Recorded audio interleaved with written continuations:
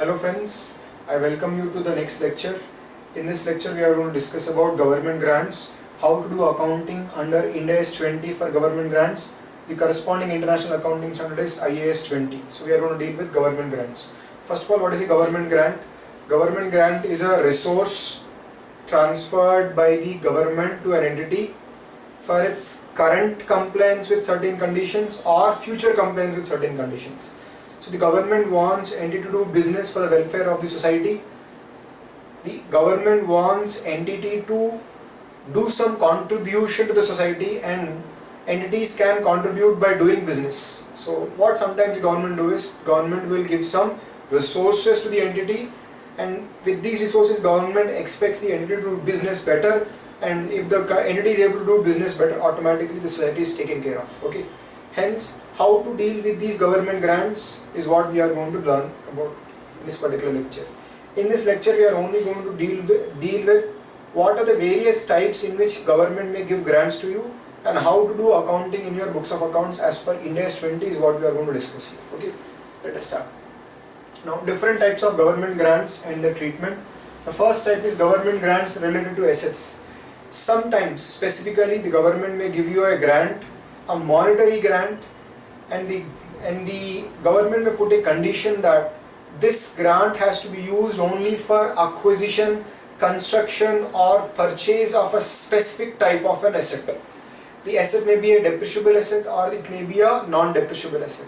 This grant has to be utilized for acquisition or construction for a specific type of depreciable asset or a non-depreciable asset. Then how do you do accounting for such grants? What the standard says is, in this case, you have to treat the grant from the government as deferred income, set it up as a deferred income, and release it to your profit and loss account as other income. That means the grant will be credited to deferred income, and every year a part of deferred income will be released to P&L account. It will be credited to other income in P&L account in the proportion of depreciation being charged on the asset for which the grant was met. So when you receive the grant credited to deferred income, you may show it as a reserve, and every year a part of that deferred income will be released to P&L account in the form of other income in the proportion of depreciation which has been charged on that asset in your profit and loss account, if it is a depreciable asset. If the grant relates to non-depreciable asset, then what the standard says is, in such cases, if there are any conditions attached to this grant, the grant is given for acquisition of a non-depreciable asset. Now nothing is going to be debited to P&L account with respect to this asset. In such case, what the standard says is, see whether there are any terms and conditions attached to this grant. Relating to those terms and conditions, if you are incurring some expenditure, how that expenditure is debited to P&L account, in that proportion you can again amortize that deferred income to your P&L account. That is what the standard has to say about government grants relating to assets, specifically relating to assets. Okay. Now, government grants related to income or revenue items. So the government is giving you some grant, and you have to incur some revenue expenditure out of it. So what the standard says is, in such cases there are two options possible. The grant income can be subtracted from the expense which has been incurred for this grant. Let us say entity has incurred some expenses and has received a government grant. So expenditure minus government grant, net expenditure or net income you can show in your P&L account. Or other way is, whatever expenditure you are incurring for the government grant, you debit that to the P&L account, and the grant income can be credited to P&L account in other income. So either you may show net expenses, that is expense net of grant, or you may show expense and the grant income separately. Okay, so I'll give you an example here. Government grant reimbursed 80% of the staff training costs. So whatever staff training costs you are incurring, government is reimbursing 80% of it. So you may show 100 as expense, 80 as income in other income, or you can show 100 minus 80, net 20 as expenses in your P&L account. Okay. Or if the government has given you a lump sum grant for revenue expenditure, what you will do is, for this government grant, the proportion in which expenditure is expected to be incurred, in that proportion the grant income has to be amortized in your P&L account. Okay. So this is how we have to do the accounting for government grants relating to revenue items. Next, non-monetary government grants. Government has given you non-monetary grant. It is not giving you cash. It is giving you some Non-monetary assets, example land, plant and equipment, etc. So how do you deal with this? As per Ind AS 20, whatever non-monetary asset the government has given as grant to you, they will be recognized in your books of accounts at fair value. So you have to pass the entry asset account debtor to government grant at fair value of the asset. Okay. In International Accounting Standard 20, there is another option. The option is you may recognize these assets in your books at nominal value, that is 1 rupee value or 2 rupees value. You need not show them at fair value. But in Ind AS 20, that option is not available. If you have received a government grant in the form of a non-monetary asset, you have to estimate the fair value of the non-monetary asset. The asset has to be recognized and the grant has to be recognized at fair value of the asset which has been received. Okay. So that is what is the accounting treatment. So you pass the entry asset account to government grant deferred income. Now this deferred income, what will you do? You will release it to P&L account in the proportion of depreciation charged on that asset. Okay, if there is any other condition attached to this grant relating to that condition, how you are debiting expenditure to P&L account, in that proportion deferred income has to be released to profit and loss account. Okay, I will give an example here. Land received as grant, conditions to be fulfilled over 5 years. Fair value of the land is 500, grant would be recognized over 5 years. So this is the period over which you have to meet the condition. Hence you are going to maybe recognize that income over a period of 5 years. Okay. Forgivable loan. Now what is a forgivable loan? Forgivable loans are loans which the lender undertakes to waive repayment of under certain prescribed condition. That means the government is giving you a loan and says, boss, if you meet certain prescribed condition, then we will waive the loan. So on the day you have met the conditions, you know that the loan will be waived. In that particular year, the loan can be recognized as income. So till the day you meet those prescribed conditions, you have to continue to recognize the loan in your books of account. You have to debit finance charges to your P&L account, and you have to keep paying the principal amount back to the government as well. So the day the prescribed conditions are met, that means these loans will be waived by the government on meeting certain conditions. So as soon as you meet those conditions, the loan can be recognized as income in your P&L account. Okay. Now this is a very interesting concept. Government loan at below market rate of interest. So government is giving you a loan and it is giving you at a below market rate of interest. Sometimes what the government can do is to support certain industries.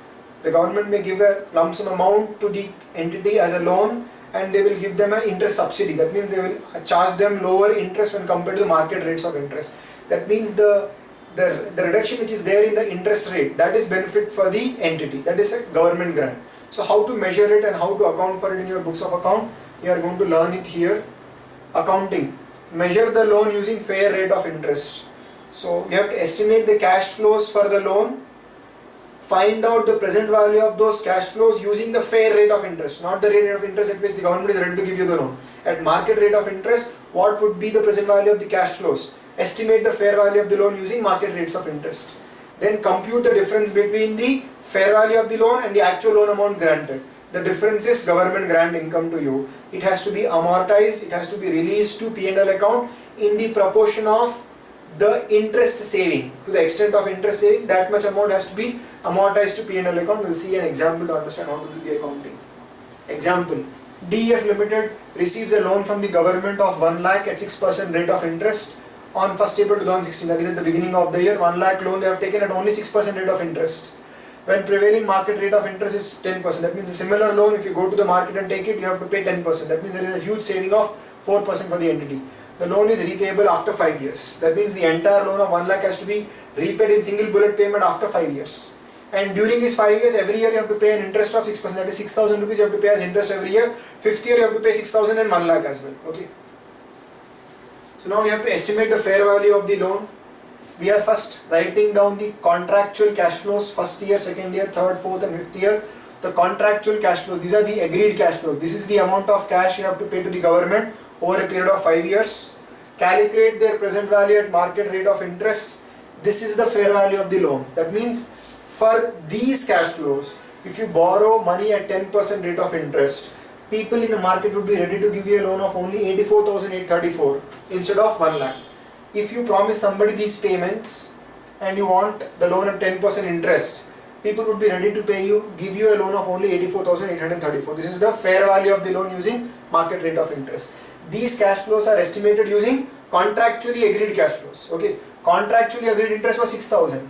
Okay, but we are not taking 6%, it was 6%, but we are not taking 6% for arriving at the fair value of the loan.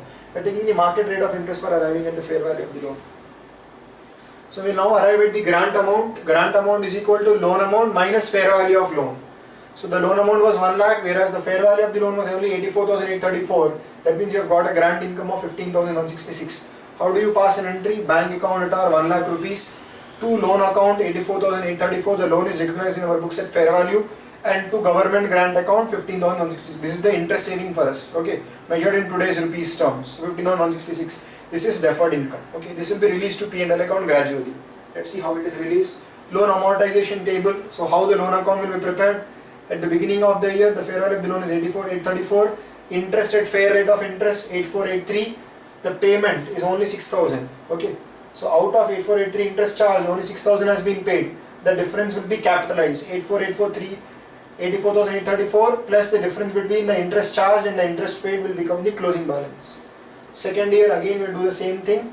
By the end of 5th year, 1 lakh rupees is the closing balance of the loan. You make a single bullet payment, this amount will be closed. Okay. Now if you observe here, these amounts will be charged to the P&L account as finance cost, not contractually agreed interest. This is the true interest which we are paying on the loan, okay, not the interest which the government has agreed to receive. So this we have to charge to P&L account, which is more than what the government is actually charging. So let us see the entry for first year. Finance cost account debtor 8483 to cash. Out of this 6,000 has been paid. Remaining 2483 is capitalized, which we are crediting it to loan account. Is it clear? So out of 8483, 6,000 is paid, but remaining 2483 is added to loan account. Well, let us see recognition of grant income, how that grant income is released to P&L account. You can see all the 5 years. This is the fair rate of interest. This is the interest which is paid to government in cash. The difference, this is the interest saving for us every year. So to this extent, every year we have to transfer grant income to P&L account.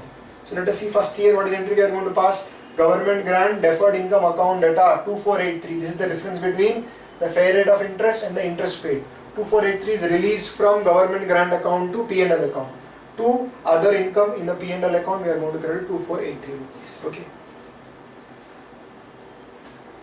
Sometimes some entities receive some entity specific grants. Now, when will an entity get entity specific grants? If the entity is in a very bad financial condition, the government wants to support it to overcome that financial, we can say, problems. The government may give a one-time grant which is specific only to this entity. These grants are not going to be given generally to all the entities in the same industry. So to support one organization, the government may give a grant to this entity to allow it to come out of its financial problems. In such cases, if there are no other conditions attached, it can be straight away recognized as profit, as income in your profit and loss account. Sometimes for losses incurred in the past, government may give some government grant as a reimbursement for the losses incurred. It is like a subsidy. The entity has sold gas at a subsidized rate to the public. The entity has sold petrol to the public at a subsidized rate. Now, the loss which the entity is suffering, the government may reimburse in the form of a government grant. It can be recognized in the profit and loss account. Okay. So immediately recognized in P&L account. So as soon as you satisfy the condition, it can be recognized in the P&L account. Materiality requires appropriate disclosure. Sometimes you get a lump sum grant to bring you out of financial mess as a financial support. It becomes a material item. It has to be shown as an exceptional income in your profit and loss account based on the requirements of Ind AS 1. Okay. Government grant as a package. So sometimes the government grant may come as a package. That means for various components, a lump sum government grant is given. So how do you deal with it? So what the standard says is, you have to find out what are the various components in the package, what is the cost that has to be incurred for each component, what is the period over which this cost has to be incurred. So you have to find out what are the various components in the package, what are the costs totally to be incurred for each component, and what is the time period over which the conditions are going to be satisfied. If you do this breakup, then we can recognize them individually in your P&L account. Let us see an example to understand this concept. Now, an education institute receives a grant of 10 lakh rupees. Half of it has to be used for purchase of land for construction of a building. The building will be used for accommodation of students. That means out of 10 lakh, half of the amount has been received by the education institute to purchase land. Land should be used for construction of a building. Building should be used for accommodation of students. Life of the building is 20 years. 1/4 of the grant has to be used for buying IT equipment, laptops, projectors, etc. for the entire institution. Remaining 1/4 for conducting seminars, granting scholarships and fee waivers, etc. So for other expenses, the government has given some grant. So now how do you deal with this? Treatment. The grant to purchase land amortized over useful life of the building. So that 5 lakh rupees which has been received for purchase of land, it should be amortized to P&L account over the useful life of the building. In what proportion? Maybe in the proportion of depreciation being charged on the building. In a systematic manner, you would have to release that grant income to P&L account. It has to be released to P&L account over the useful life of the building, that was 20 years. Okay. Grant for purchase of equipment amortized in proportion of depreciation charge. You also received 2.5 lakh rupees. 1/4 of 10 lakh is 2.5 lakh rupees for purchase of IT equipment, which is depreciable asset.